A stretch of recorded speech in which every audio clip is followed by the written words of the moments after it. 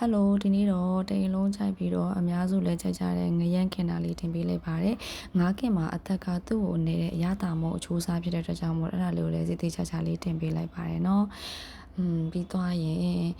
မွေးအောင်လို့ဆိုပြီးတော့ပင်စိမ်းလေးတွေကိုလည်းတေးသေးချာချာလေးနှုတ်နှုတ်လေးဆင်းထားတာလေးလည်းထည့်ပါမယ်ငါကကြတော့ဒီငရက်နောင်မှာပေါ့နော်တေးသေးချာဆေးထားပေမဲ့လည်းညှိတက်တဲ့အတွက်ကြောင့်မလို့အညီနဲ့ပြအောင်လို့ဘယ်ရတာမှမနေခင်မှာတမယာသီးလေးနဲ့အရင်ဆုံးတမယာရေးလေးညှစ်ချပြီးတော့နှံ့ဆအောင်လို့ဟိုဘက်ကဒီဘက်ကတမယာသီးလေးနဲ့ပို့လိုက်ပါတယ်ပြီးတော့ရင်တော့ခုနအစင်းစင်းလုပ်ထားတဲ့အရသာမှုံကိုငါးတကူလုံးပေါ့နော်နှံ့နေအောင်တည်တည်ချာချာလေးဖိပြီးတော့နေပေးပါမယ်ငါးခင်မယ်ဆိုရင်ကြတော့ငါအတွင်းပိုက်သားထဲမှာပါအရသာဝင်အောင်လို့ဓာတ်နဲ့မှုန်းနာလို့နက်နက်လေးပေါ့နော်အလေကျိုးရိုးထိပေါ်အောင်လို့နက်နက်လေးမှုန်းပေးပါတယ်အဲ့တော့ရတာမုံနေပြီးွားရင်ဆိုတော့အနက်လည်းမှုပြီးပိုးစားလို့ကောင်းဂျင်းနဲ့ချက်သွမျိုးထောင်းလာတာလေးကိုအရေးညှစ်ချပြီးတုပ်လိုက်တယ်ပြီးသွားရင်တော့အဲ့ဂျင်းချက်သွမျိုးထောင်းလာတဲ့အဖက်လေးတွေကိုပိုက်သားအဟိုအတွင်းနဲ့ထဲထိ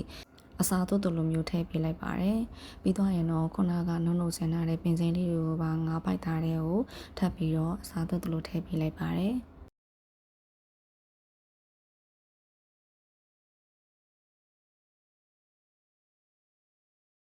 ကဲအခုဆိုရင်တော့ငါးကင်ဖို့အဆင်သင့်ဖြစ်ပြီပေါ့နော်ငါးကင်တဲ့ခါမှာနောက်ထပ်အတိကအရေးကြီးတဲ့ချက်တစ်ခုကတော့မီအေးအေးလေးနဲ့စိတ်ရှည်ရှည်လေးဟိုဘက်ဒီဘက်လှည့်ပြီးတော့ကင်ဖို့အရေးကြီးပါတယ်မီကိုစစချင်းမှာ1200နဲ့ကင်ပြီးမယ်နောက်ပိုင်းမှာ1000လောက်800လောက်နဲ့ကင်ပေးပါတယ်နော်ဟိုဘက်ဒီဘက်အချက်လေးညီပြီးတော့စားလို့ကောင်းရုံအပေါ်ကျော်လေးတင်းရုံလေးဖြစ်ပြီးဟေးဆိုရင်စားဖို့အဆင်သင့်ဖြစ်ပါပြီ